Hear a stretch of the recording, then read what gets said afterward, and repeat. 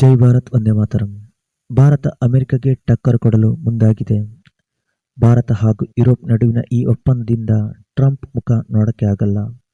Trump Bharat ಜೊತೆ ವ್ಯಾಪಾರ ಒಪ್ಪಂದ ಮಾಡಲು ತುಂಬ ಪ್ರಯತ್ನ ಪಟ್ಟಿದ್ದಾರೆ. ಆದರೆ ಕೆಲವೊಂದು ಕಂಡೀಷನ್ನಿಂದ ಅದು ಸಾಧ್ಯವಾಗಿಲ್ಲ. ಇನ್ನೂ ಕೂಡ ಫೈನಲ್ ಆಗಿಲ್ಲ. ಹೀಗಾಗಿ ಈ ಒಂದು ಒಪ್ಪಂದ ಟ್ರಂಪ್ ಕಣ್ಣು ಕುಗ್ತಾ ಇದೆ.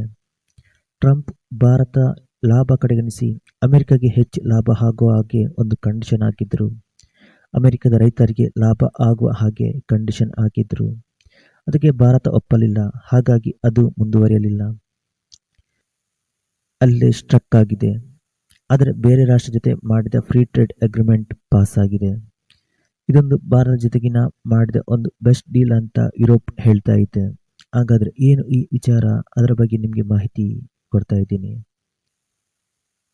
ಡೇವೋಸ್ನಲ್ಲಿ ವರ್ಲ್ಡ್ ಎಕನಾಮಿಕ್ ಫೋರಂ ನಡೆಯುತ್ತಿದೆ.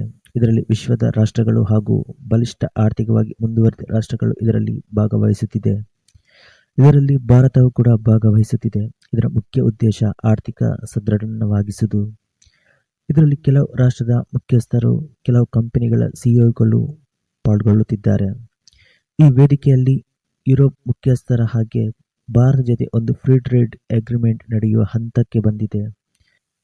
ಇದನ್ನು ಯುರೋಪ್ನ ಮುಖ್ಯಸ್ಥರು ಮದರ್ ಆಫ್ ಆಲ್ ಟ್ರೇಡ್ ಅಂತ ಕರೆದಿದ್ದಾರೆ. ಭಾರತ ಮತ್ತು ಯುರೋಪಿಯನ್ ಒಕ್ಕೂಟವು ಐತಿಹಾಸಿಕ ಮುಕ್ತ ವ್ಯಾಪಾರ ಒಪ್ಪಂದವನ್ನು ಅಂತಿಮಗೊಳಿಸುವ ಹಂತಕ್ಕೆ ತಲುಪಿದ್ದು, ಇದು ಸುಮಾರು 2 ಶತಕೋಟಿ ಜನರು ಮಾರುಕಟ್ಟೆಯನ್ನು ಸೃಷ್ಟಿಸಿದೆ ಅಂತ ಹೇಳಿದರು ಮತ್ತು ಜಾಗತಿಕ GDPಯ ಸುಮಾರು 1/4 ಭಾಗದಷ್ಟು ಪಾಲನ್ನು ಹೊಂದಿದೆ.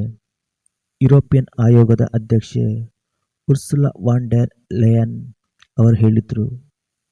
ಇದರಿಂದಾಗಿ 2 ರಾಷ್ಟ್ರಗಳಿಗೆ ಲಾಭವಿದೆ. ವಿಶೇಷವಾಗಿ ಹೇಳಬೇಕೆಂದರೆ ಯುರೋಪಿಯನ್ ಯೂನಿಯನ್ಗೆ ಅದು ಹೆಚ್ಚಿನ ಪ್ರಮಾಣದಲ್ಲಿ ಲಾಭವಾಗಲಿದೆ. ಭಾರತದಲ್ಲಿ ಜನಸಂಖ್ಯೆ ಹೆಚ್ಚು. ಯುರೋಪಿನ ಹೆಚ್ಚಿನ ವಸ್ತುಗಳನ್ನು ಭಾರತದಲ್ಲಿ ಮಾರಾಟ ಮಾಡಬಹುದು.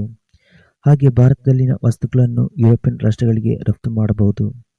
ಅವರು ಹೇಳಿದ ಹಾಗೆ ಸುಮಾರು ಪ್ರಪಂಚದ 1/4 ಭಾಗ GDP ಭಾರತ ಹಾಗೂ ಯುರೋಪಿಯನ್ ರಾಷ್ಟ್ರಗಳು ಹೊಂದಿದೆ. ಇದು 2 ರಾಷ್ಟ್ರಗಳ ಆರ್ಥಿಕ ಅಭಿವೃದ್ಧಿಗೆ ಸಹಾಯವಾಗಲಿದೆ. ಇದೊಂದು ಭಾರತ ಪಾಲಿಗೂ ಕೂಡ ಬಹುದೊಡ್ಡವಾದ ಡೀಲ್.